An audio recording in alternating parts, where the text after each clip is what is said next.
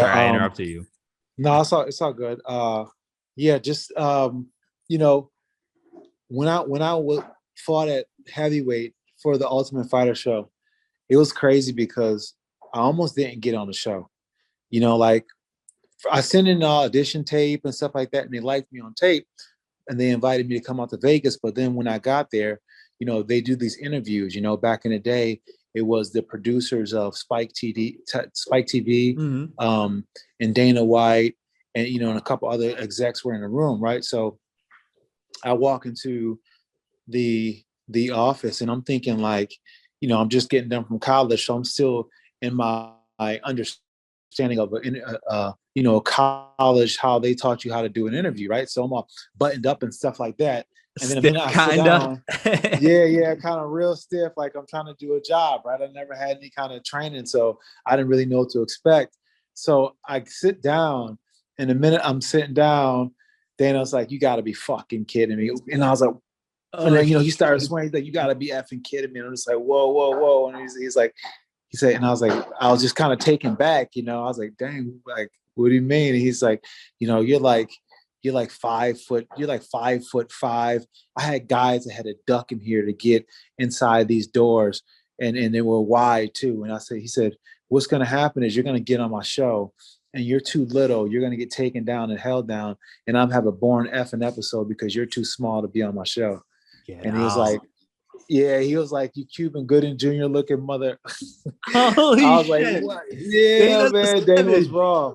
Dana was raw, man. But I kind of thought on my feet, and I was like, I feel what you're saying. I said, but when heavyweights were heavyweights, they weren't big and cumbersome. They were light and they can move on their feet. They were like Mike Tyson, like, Muhammad Ali. Yeah. Those guys were like 215, 217 when they fought. And they fought these big, big guys, but they were able to beat them because they could move. I said, I want to bring some excitement back into the heavyweight division. Oh, So, and you did that. You were the yeah. most mobile guy uh, in your day. I feel that's a bold statement to make, but you were so mobile for a light heavyweight. It's so fun watching you fight because Yeah. yeah, I love your style, man. Thank you, Big man. I fan. appreciate that, man.